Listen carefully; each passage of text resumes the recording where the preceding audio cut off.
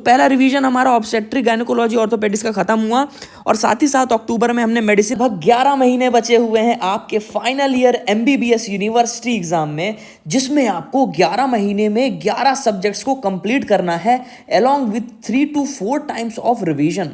तो समझ नहीं आ रहा है अगर कि किस तरीके से आपको इन 11 बड़े सब्जेक्ट्स को टाइम से ख़त्म करके रिवीजन भी करना है, तो परेशान होने की ज़रूरत नहीं है। ये वीडियो हम लेकर के आ गए हैं जिसमें मंथ वाइज स्टडी प्लान आपके लिए रेडी है। हर महीने आपको किस तरीके से रिवीजन के साथ साथ अपने बड़े बड़े सब्जेक्ट्स को ख़त्म करना है, ये आपको इस वीडियो में देखने के लिए मिलेगा।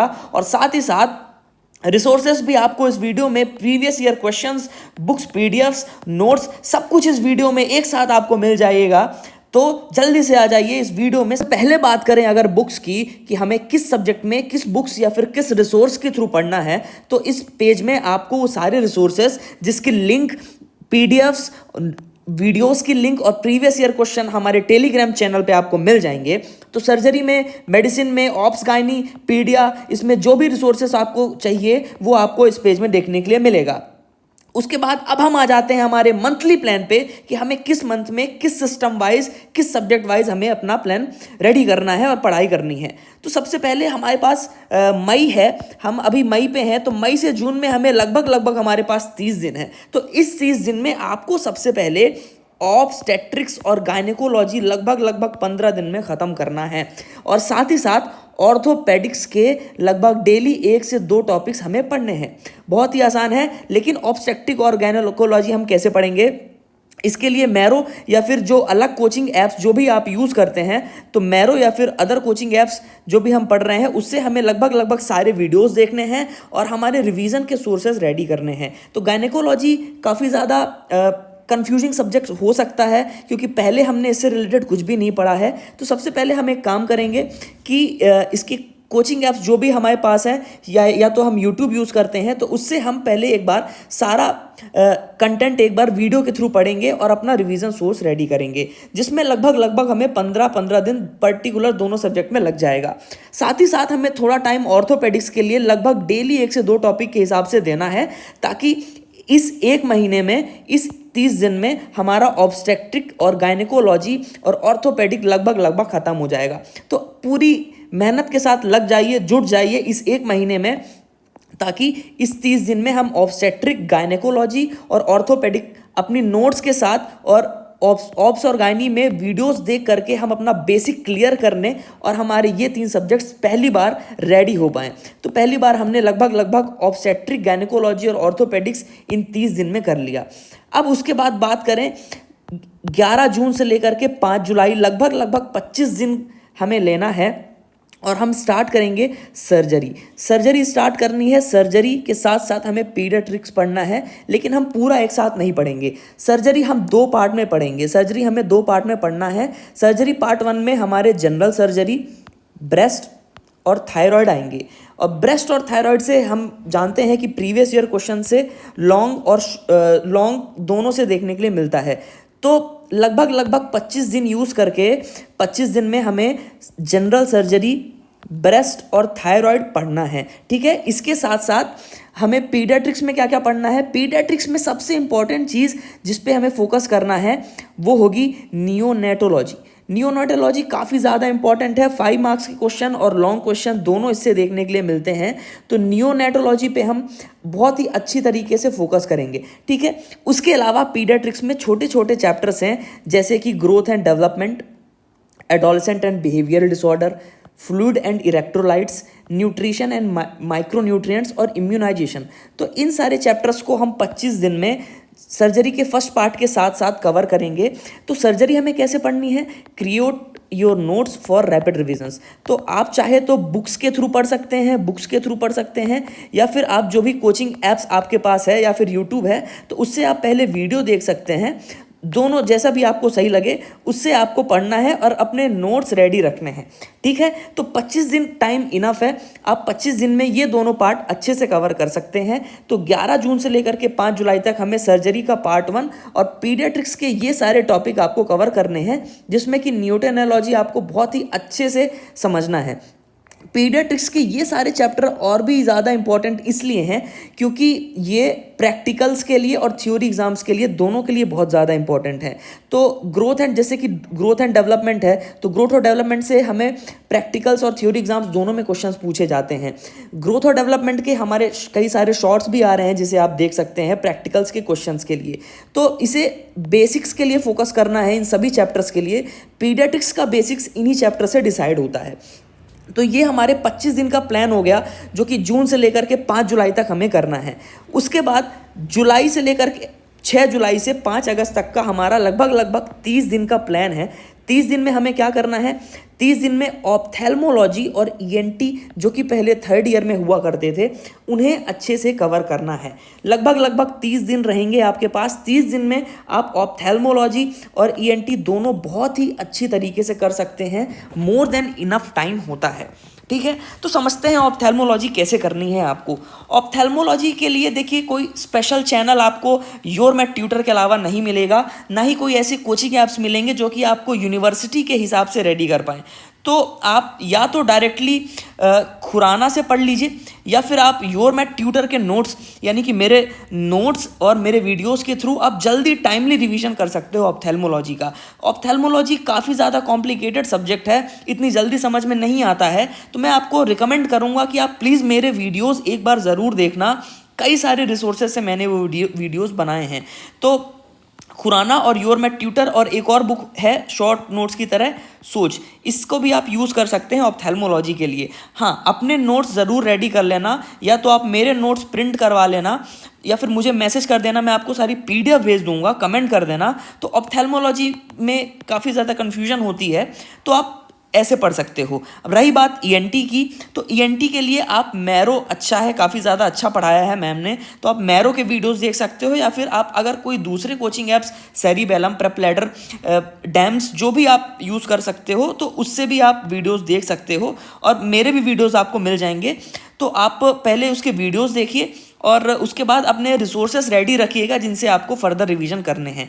तो 30 दिन में आपको लगभग ऑप्था और ईएनटी ख़त्म करनी है।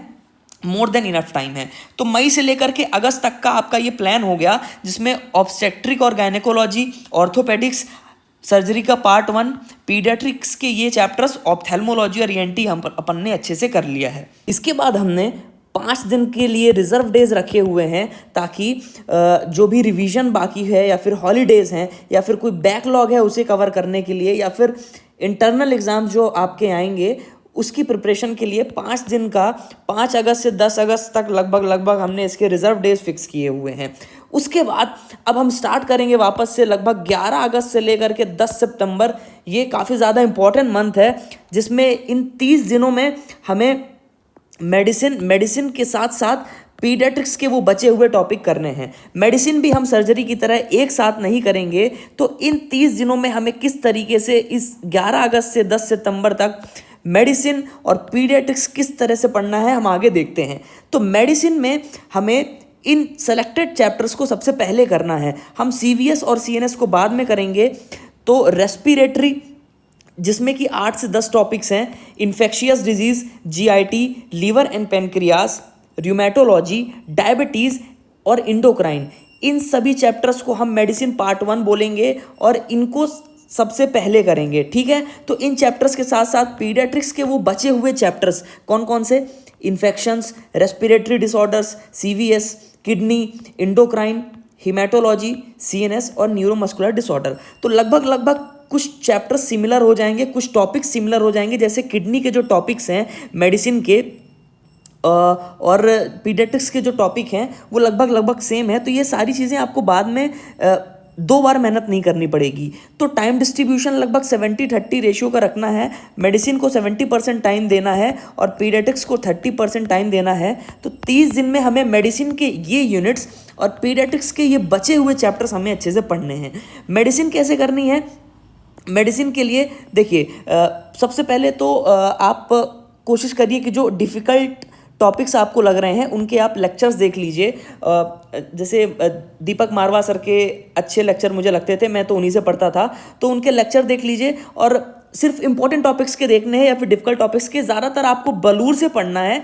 मेनली फोकस आपको लास्ट में एग्जाम के टाइम पे बलूर उठाना पड़ेगा, और इसमें हम मेडिसिन में जो पूरा फोकस है वो PYQs पे करेंगे। तो PYQs पे प्राइमरी फोकस करना है, बलूर उठाना है, बलूर से पढ़ना है। जो टॉपिक समझ में नहीं आए तो यूट्यूब अपने कोचिंग ऐप्स के थ्रू उन टफ टॉपिक्स को हमें कवर करना है। और इन चैप्टर्स को मेडिसिन पार्ट 1 को हमें 30 दिन के अंदर खत्म करना है 70% टाइम दे करके।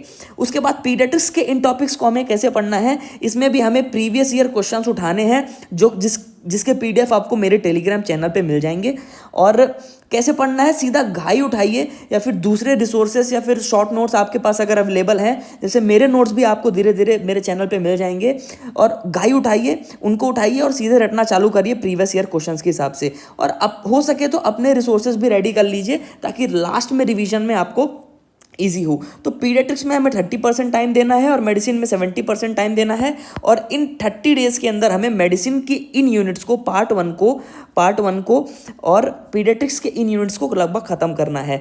तो 11 अगस्त से लेकर के लगभग 10 सितंबर तक मेडिसिन की ये यूनिट और पीडियाट्रिक्स लगभग अब हमारी यहाँ पे ख़त्म हो चुकी है और आधी मेडिसिन हमारी यहाँ पे हो जाएगी।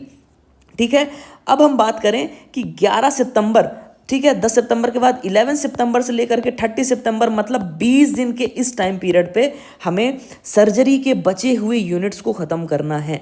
सर्जरी और साथ साथ सर्जरी के हमें छोटे यूनिट्स जैसे कि कौन कौन से, एनेस्थीसिया, डर्मेटोलॉजी और साइकेट्री को ख़त्म करना है। ठीक है, सर्जरी में हमारा क्या क्या बच रहा था, सर्जरी में हमारा GIT बचा था। काफ़ी ज़्यादा इम्पॉर्टेंट और वास्ट टॉपिक है GIT, जिसमें स्टमक, लीवर, पैनक्रियास सब कुछ आ जाएगा। काफ़ी ज़्यादा इम्पॉर्टेंट टॉपिक्स हैं और इनके वीडियोस देखने पड़ेंगे आपको। GIT के वीडियोस देखने पड़ेंगे, चाहे आप जिस भी कोचिंग ऐप या फिर यूट्यूब टीचर से पढ़ रहे हैं, लेकिन GIT के वीडियोस पहली बार में देख लीजिएगा ताकि आपका जो बेसिक है, बेसिक आपका क्लियर हो अच्छे से। ठीक है, तो पहली बार ऑप्स गायनी की तरह GIT के वीडियोस हम देखेंगे। यूरोलॉजी, स्पेशलिटीज़ और ट्रॉमा GIT के साथ साथ लगभग हमें 20 दिन में ख़त्म करना है वीडियोस के साथ साथ। तो वीडियो अपने लेक्चर वॉच करिए, उसके बाद आप टेक्स्ट बुक रीड करिएगा। ठीक है, go through approx all topics at least once. लगभग सभी टॉपिक्स हमें स्पेशली GIT के तो पढ़ने ही है, GIT यूरो के, ताकि हमारा बेसिक काफ़ी स्ट्रांग हो पाए और कॉन्सेप्ट्स क्लियर हों।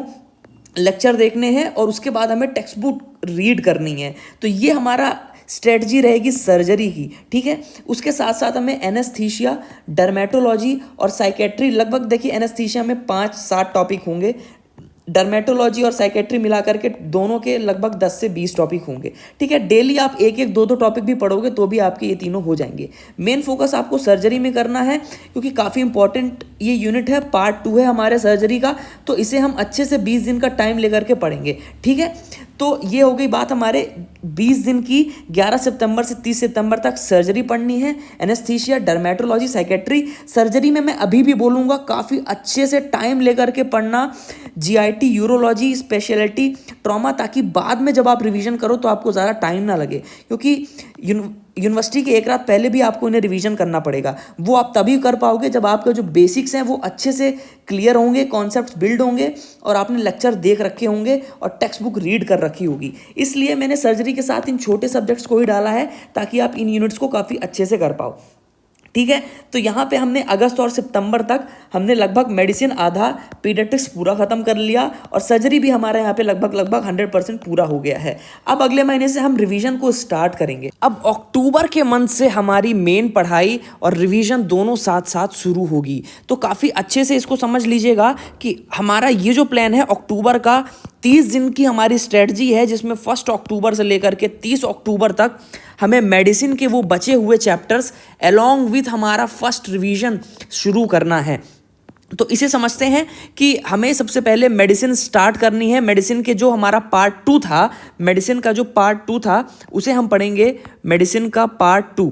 मेडिसिन का हमारा part 2 along with first revision of obstetrics, gynaecology और ऑर्थोपेडिक्स, जिसे हमने मई और जून में पढ़ा था और हमारे रिसोर्सेस रेडी किए थे, उसका रिवीजन करेंगे। तो मेडिसिन में हमारा क्या क्या बचा हुआ था, मेडिसिन में हमारा CVS, haematology, kidney disorders, CNS और टॉक्सिकोलॉजी, ये चैप्टर्स बचे हुए थे। तो इसमें सबसे ज़्यादा इंपॉर्टेंट हमारा CVS होने वाला है और CNS होने वाला है, जिसके लिए आप वीडियो लेक्चर्स देख सकते हो अपने कोचिंग ऐप्स के थ्रू या फिर दूसरे यूट्यूब ट्यूटर्स के थ्रू भी देख सकते हो, और जिसके लिंक आपको मेरे टेलीग्राम चैनल पे मिल ही जाएंगे। तो CVS और CNS को काफ़ी अच्छे से पढ़ना है स्टूडेंट्स। CVS और CNS दोनों से 101% लगभग फिक्स रहता है एक एक लॉन्ग आना। तो CVS और CNS को अलग से अच्छे से पढ़ना है, इसलिए ये 30 दिन हमने फिक्स किए हैं कि आप मेडिसिन के सिर्फ इन टॉपिक्स पे बहुत अच्छे से फोकस कर पाओ। तो CVS और CNS के साथ साथ किडनी है, तो किडनी हमने पीडिया में पढ़ लिया है, तो लगभग टॉपिक्स कुछ सिमिलर है पीडिया के और मेडिसिन के, तो आपका टाइम बचेगा। और उसके अलावा हमारे हीमेटोलॉजी और टॉक्सिकोलॉजी दोनों से शॉर्ट्स आते हैं, तो उन्हें भी अच्छे से पढ़ना है।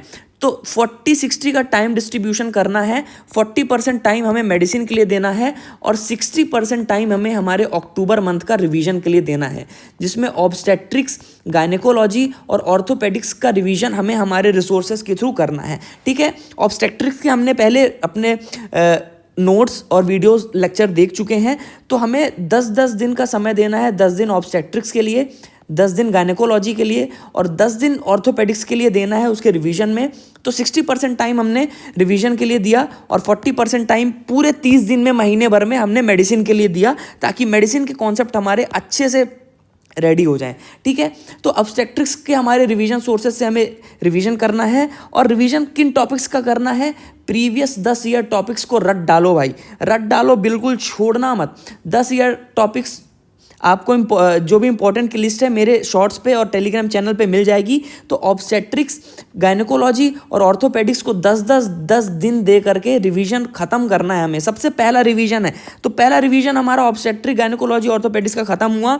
और साथ ही साथ अक्टूबर में हमने मेडिसिन का पार्ट 2 भी खत्म कर लिया है, जिसमें ये सारे क्रूशियल टॉपिक्स हमने कवर कर लिए हैं। ठीक है, तो ये हमारी अक्टूबर की स्ट्रेटजी हो गई। इसके बाद अब हम आ जाते हैं नवंबर के मंथ में। तो नवंबर में हमारा क्या प्लान है? नवंबर में हमने 20 दिन दिया है। 20 दिन दिया है किसके लिए?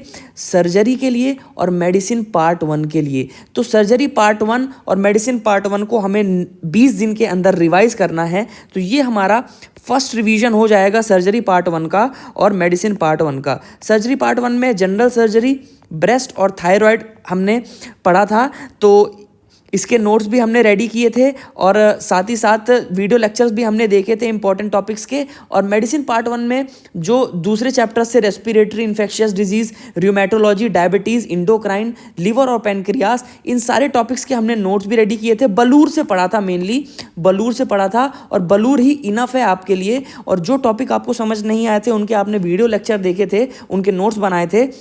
तो हमें सर्जरी पार्ट 1 और मेडिसिन पार्ट 1 को रिवाइज करना है। कैसे?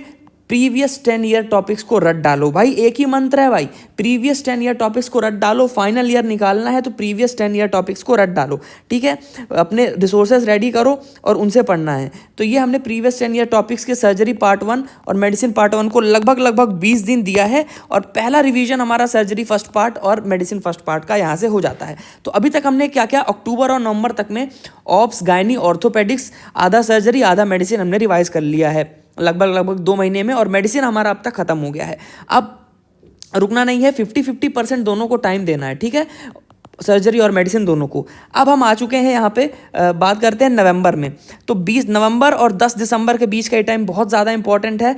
20 दिन का टाइम डिस्ट्रीब्यूशन हमने दिया है, जिसमें हमें सबसे पहला रिवीजन करना है, first revision of surgery part 2 और मेडिसिन पार्ट 2।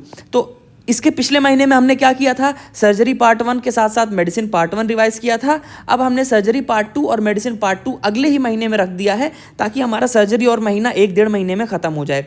सर्जरी पार्ट 2 में हमारे कौन कौन सी यूनिट है? GIT काफ़ी बड़ी यूनिट थी, सारे वीडियो लेक्चर्स आपने देखे थे, ठीक है, 1 महीने पहले, और नोट्स बनाए थे। यूरोलॉजी, स्पेशलिटीज़, हेड ट्रॉमास और चेस्ट ट्रॉमा। ठीक है, और मेडिसिन पार्ट 2 में CVS, CNS, टॉक्सिकोलॉजी, हिमेटोलॉजी और किडनी जो हमने अच्छे से पढ़ा था, वीडियो लेक्चर्स के थ्रू CNS को समझा था और नोट्स बनाए थे। प्रीवियस 10 ईयर टॉपिक्स को हमें अब रटना है, तो प्रीवियस 10 ईयर हम रट डालेंगे अपने बनाए हुए नोट्स के साथ, ठीक है। तो 20 दिन का ये टाइम डिस्ट्रीब्यूशन रहेगा जिसमें आपको करना ही करना है हर कीमत पे सर्जरी पार्ट 2 और मेडिसिन पार्ट 2। तो यहाँ हमने 10 दिसंबर तक 20 दिन का टाइम लेकर के सर्जरी मेडिसिन भी खत्म कर डाली। अब हम इंटर करेंगे लगभग 11 दिसंबर से 25 दिसंबर का ये टाइम जो रहेगा लगभग 15 दिन का। तो इन 15 दिनों में हमें हमारा काफ़ी इंपॉर्टेंट ईएनटी और ऑप्थेल्मोलॉजी का पार्ट रिवाइज करना है। 15 दिन मोर देन इनफ है ईएनटी और ऑप्थेल्मोलॉजी को रिवाइज करने के लिए। आपने अपने नोट्स रेडी किए हैं, ईएनटी और ऑप्थेल्मोलॉजी के मेरे नोट्स भी हैं आपके पास। तो मेरे नोट्स या फिर आपके नोट्स से आपको प्रीवियस 10 ईयर टॉपिक्स रट डालने हैं। मैंने उन्हीं हिसाब से प्रीवियस ईयर क्वेश्चंस के हिसाब से ही पढ़ाया है, और साथ साथ में आपको एनेस्थीसिया, डर्मा और साइकी को भी लगभग टोटल मिला करके 15 से 20 टॉपिक तीनों के होंगे। तो डेली एक एक टॉपिक भी आप देखते भी जाओगे तो हो जाएगा। तो इन 15 दिनों में हमें ईएनटी और ऑप्थेल्मोलॉजी स्पेशली करनी है, ठीक है।